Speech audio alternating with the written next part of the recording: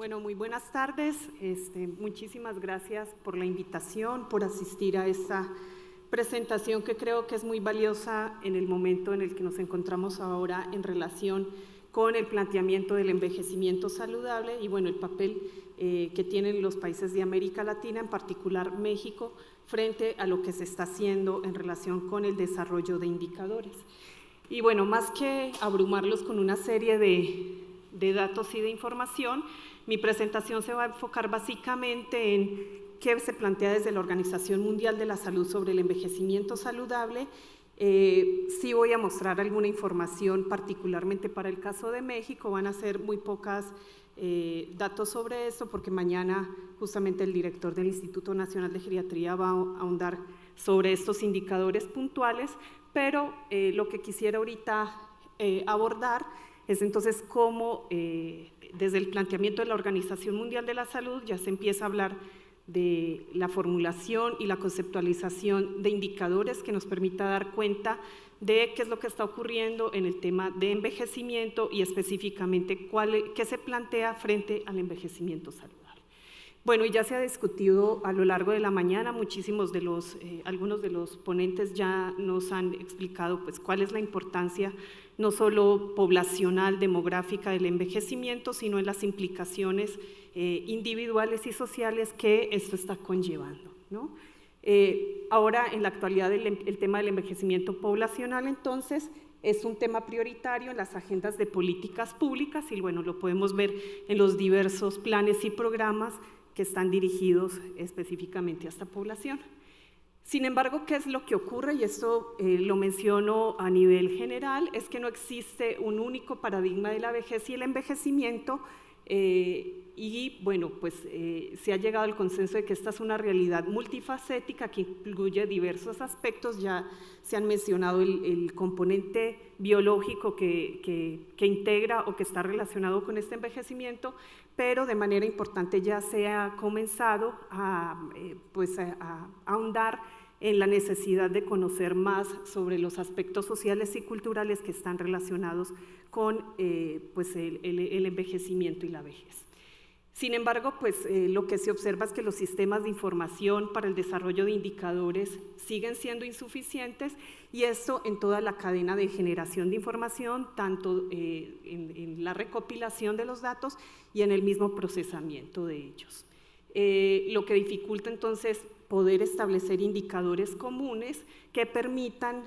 no solo mirar qué pasa a nivel de los programas en el establecimiento, sino también para poderle dar una evaluación y una vigilancia continua.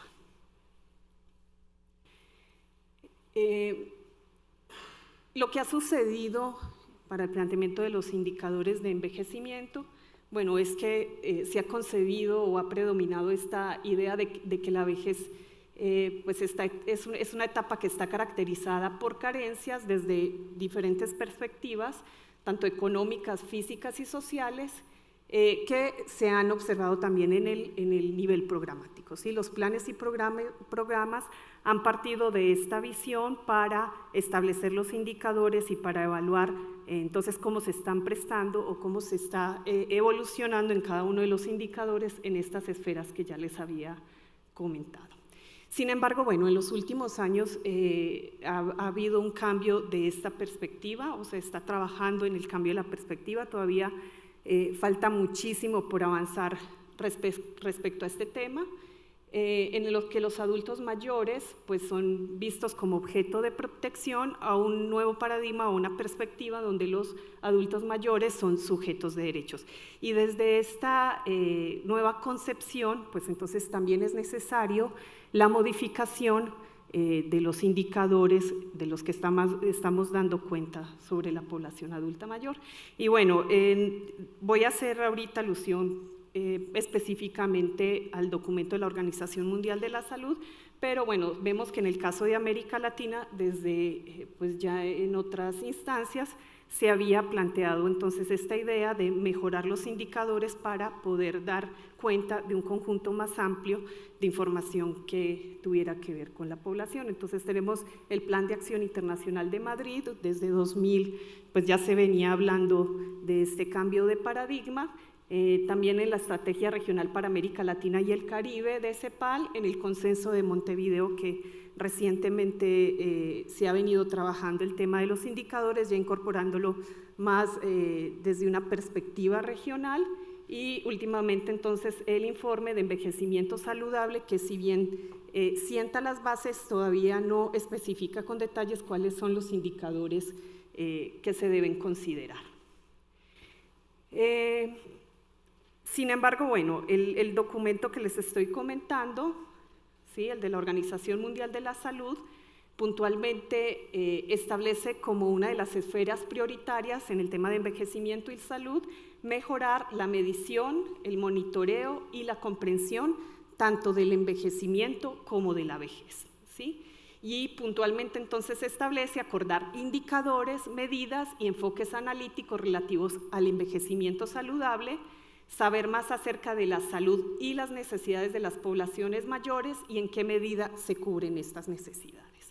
Y por último, entonces, está el comprender mejor las trayectorias del envejecimiento saludable y qué puede hacer para mejorarlas. Creo que las presentaciones que tuvimos en la mañana fueron muy ilustrativas respecto a esto, porque pues lo que estábamos haciendo es que estábamos haciendo el corte a los 60, 65 años para dar cuenta de los indicadores de envejecimiento sin tener en cuenta justamente cuál había sido el curso de vida y los factores que estaban relacionados con ese proceso de envejecimiento, que finalmente tienen una expresión ya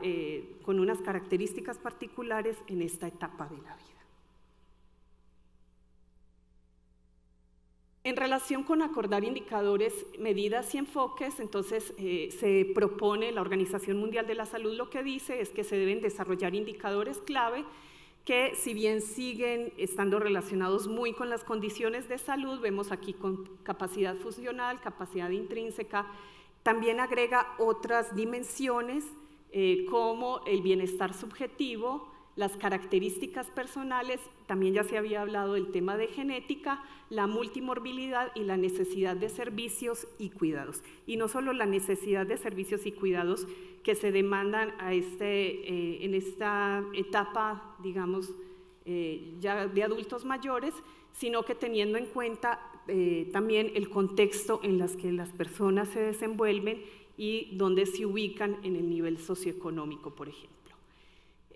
Otro de los puntos que se mencionan importantes entonces está demostrar cómo la información generada puede servir de base para políticas, el monitoreo, la evaluación y las decisiones tanto clínicas como de salud públicas desde una base de análisis poblacional. Y en el último punto entonces está crear y aplicar mejores métodos para probar intervenciones clínicas que tengan en cuenta la fisiología diferente de las personas mayores y la multimorbilidad. En el informe de la Organización Mundial de la Salud se hace especial énfasis en este aspecto de la multimorbilidad, porque tendemos también a hacer un análisis general y pensar que el comportamiento de la población adulta mayor sigue el mismo patrón epidemiológico que tienen pues los demás grupos poblacionales, o generalmente se encasillan el grupo de adultos general, sin considerar estas desagregaciones al interior de este gran grupo de adultos mayores. Otro de los puntos importantes es saber más acerca de los adultos y las necesidades de ellos, y bueno, lo que se propone frente a sobre esta dimensión es crear encuestas de población periódicas sobre, bueno, ya dijimos, algunos de los aspectos que se deberían abordar en ellos, y algo muy importante que se menciona es los cambios más amplios en los entornos, ¿sí? Entonces esta migración rural-urbana, cómo se van escalando en los niveles socioeconómicos, etcétera, etcétera. Detectar tendencias de capacidad intrínseca y capacidad funcional. Yo ahorita no voy a profundizar en esto porque mañana hay una mesa específica para hablar sobre este abordaje del envejecimiento saludable de la Organización Mundial de la Salud y cómo entran en juego, cómo interactúan tanto esta capacidad intrínseca con la capacidad funcional y también con el entorno. Pero lo que aquí sí es muy importante, ¿sí?, es ya esta nueva concepción de hablar de indicadores de información que no solo nos muestren los datos en un momento específico en el tiempo, sino considerar las cohortes de nacimiento y, como les mencionaba yo previamente, pues esta idea de las trayectorias de vida y de la perspectiva del curso de vida. Definir indicadores de evaluación de las, nuevamente, de las trayectorias de vida. Ay, me adelanté mucho. De las trayectorias de vida y la relación y su relación con el envejecimiento saludable. ¿Sí? ¿Cómo explicar entonces estas trayectorias a la luz de cómo ha transcurrido la vida de los adultos mayores? Y el último punto como eje prioritario es el de definir el alcance y los tipos de trayectorias, cuantificar el impacto de las intervenciones de salud, de cuidados a largo plazo y ambientales en las trayectorias, y se ha hecho mucho énfasis entonces en poder identificar de alguna manera cuáles son las estrategias exitosas que contribuyen o que afectan de alguna manera pues el curso de vida de las personas que tienen una afectación en las edades más avanzadas. Cuantificar mejor la contribución económica de las personas mayores, no solo como personas dependientes que están recibiendo, y también los costos de prestarles los servicios que necesitan. Y en esto han sido enfáticos también la Organización Mundial de la Salud, porque bueno, lo que plantean es que ha habido una sobreoferta de los servicios de cuidados y atención a la salud dirigidas a esta población, que no deja efectivamente poder ver las contribuciones específicas que los adultos mayores están prestando a nivel familiar y a nivel de la comunidad. ¿Sí? Este es un esquema en el que se puede resumir un poco sobre cuál es la idea o por dónde va dirigida la discusión de la Organización Mundial de la Salud, en donde pues tenemos esta serie de factores individuales que, si lo vemos en cada una de las dimensiones, podrían ser el foco para el desarrollo de los indicadores. Y por otro lado, y de manera muy importante, aquí no podríamos hablar de que algo tiene más peso que otro, pero sí que de alguna manera pues están estrechamente relacionados, que tiene que ver con los factores ambientales y en el entorno en el que se desenvuelven los adultos mayores. Y en este punto, algo que el documento señala claramente es la importancia también de las percepciones, de los estereotipos que en cada comunidad se están construyendo en función de esta población, y cómo esos estereotipos y esas concepciones tienen implicaciones e impactos en las condiciones de vida y de salud de los adultos mayores.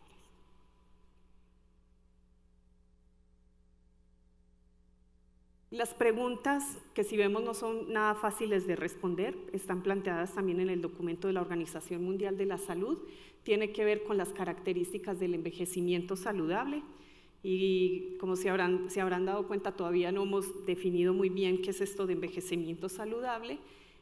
Más adelante voy a comentar algo al respecto, y en especial, bueno, el foco sobre los cambios en estas características, ¿sí? En qué momento, hasta qué momento se conserva la funcionalidad, hasta cuándo las capacidades intrínsecas determinan la capacidad funcional, y a eso se refiere entonces el poder medir y cuantificar estos cambios. ¿Cuáles son los factores que determinan estas trayectorias del envejecimiento saludable que puedan aumentar, que contribuyan a aumentar o a disminuir las desigualdades? ¿Qué intervenciones se promueven en relación con el envejecimiento saludable? Y bueno, aquí lo que se discute sobre todo es poder conocer cuáles son estos programas a nivel tanto país, a nivel regional y a nivel local, que puedan ser mostrados como casos exitosos para contribuir a la inserción de los adultos mayores de manera más permanente en el núcleo familiar y en el ámbito comunitario.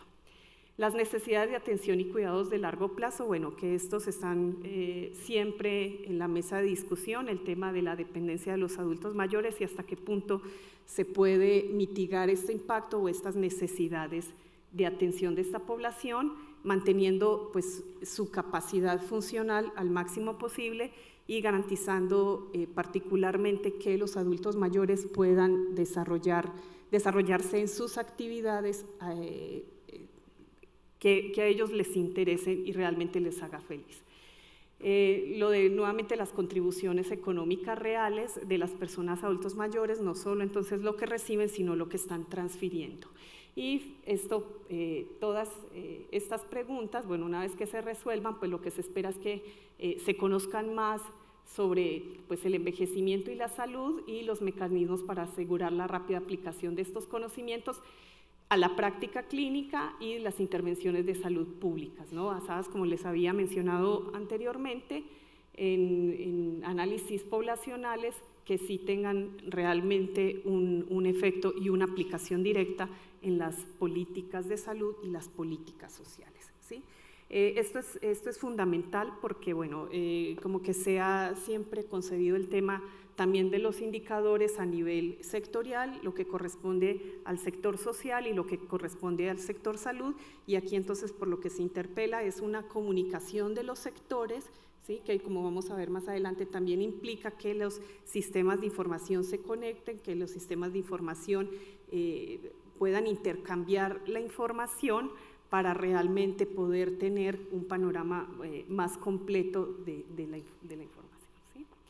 Y bueno, vamos a aterrizar específicamente al caso de México, porque bueno, aquí hay una particularidad y es que bueno, si bien en el contexto internacional América Latina podría considerarse una región de importantes carencias en la generación de información para la construcción de indicadores,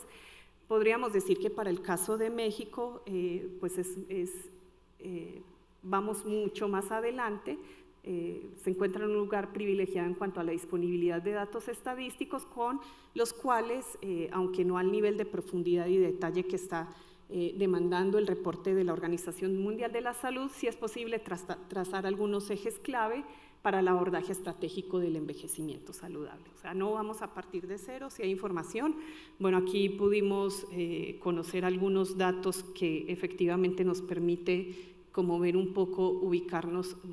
cómo estamos a nivel de país. Y bueno, contamos con una amplia gama de fuentes de información. Tenemos para empezar los censos de población, las proyecciones, las estadísticas vitales y algo que ha resultado muy útil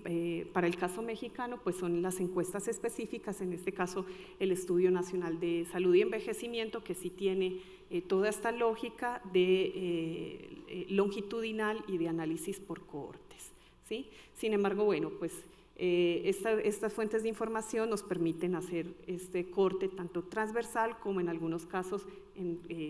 por ejemplo, utilizando el ENACEM, pues se podría abordar de manera longitudinal. Algunas de las deficiencias, bueno, sí tenemos esta información, pero hay algunas limitaciones, algunas de ellas que tienen que ver con la desagregación geográfica. Es posible entonces dar cuenta de indicadores a nivel nacional, pero en algunos casos cuando ya queremos llegar pues a nivel de estados y de municipios, a veces la información no funciona muy bien, y la inclusión de grupos vulnerables, porque como punto de partida pues los adultos mayores están considerados dentro del grupo de población vulnerable, pero dentro de ese grupo de adultos mayores pues hay algunos con condiciones más precarias. Carecemos en algunos casos de información para desagregar datos estadísticos por condición de sexo, en particular información para las mujeres. Hay pocos estudios sobre la población adulta mayor rural, los indígenas y algunos grupos en condiciones de marginalidad. Entonces esto se plantea entonces como las mayores limitaciones en cuanto a la disponibilidad de información. Aquí algunos indicadores que estarían contemplados dentro de ese marco que propone la Organización Mundial de la Salud. Esto simplemente para mostrarles que, bueno, que lo que ya se ha comentado de esta transición demográfica que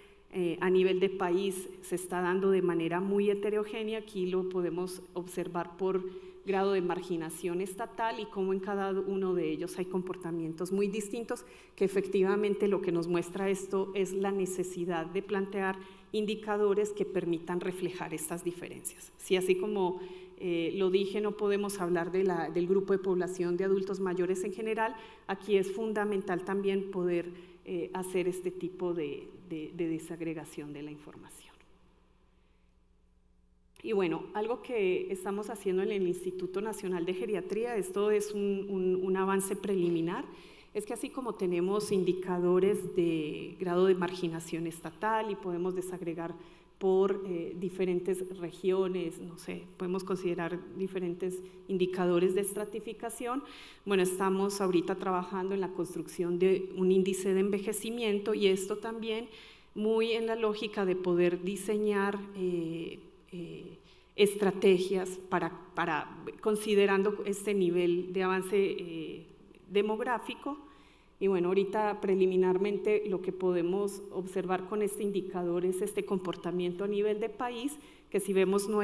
es tan claro como lo podríamos observar, no sé, utilizando el grado de marginación estatal, es mucho más diverso, por supuesto que habrá que profundizar en esto. Aquí estamos considerando la tasa global de fecundidad, la tasa de crecimiento de la población de 60 años y más, y el índice de envejecimiento, ¿sí? Además de la esperanza de vida a partir de los 60 años de edad. Entonces, consideramos que si finalmente podemos obtener un índice como estos que nos permita enfocarnos sobre la población que está en mejores y peores condiciones en cuanto a su distribución geográfica y por condiciones de salud, pues va a ser mucho más apegado a la realidad que se está viviendo en el país. Como les decía, mañana esto se va a ver con más detalle. Tenemos algunos indicadores para México que pueden ser comparados con otros países. En la mañana lo presentaba en el caso de México-Japón. Aquí particularmente se presenta la esperanza de vida saludable a los 60 años. Y bueno, pues aquí podemos observar a México que a los 60 años todavía hay un remanente de esperanza de vida de 22 años, de los cuales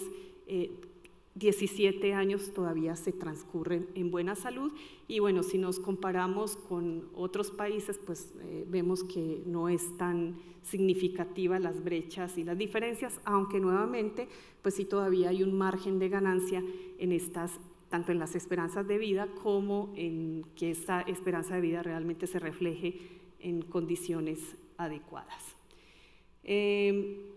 Información de fragilidad. Bueno, esto se refiere a las prevalencias de fragilidad considerando varios países y nuevamente, pues, contrario a lo que podríamos pensar, México, su prevalencia está ahí como en medio, no estamos en las peores condiciones ni tampoco tan bajas. En el promedio mundial la prevalencia es de 20%, para México es de alrededor de 22%. La discapacidad por grupos de edad, y bueno, podría como saltar esto y decir, pues sí, efectivamente los adultos mayores son los que están peor. Estos son datos del Censo de Población de 2010, y aquí, bueno, la idea que va más allá de mostrar cuáles son las prevalencias por grupos de edad es que aquí en este grupo, que son los de 60 años o más, si bien sí son los que concentran la mayor prevalencia de discapacidad, pues podríamos considerar que alrededor de 70% de la población adulta mayor pues llega en condiciones aceptables a esta edad. Ya se había dicho esto de las limitaciones a las actividades básicas de la vida diaria.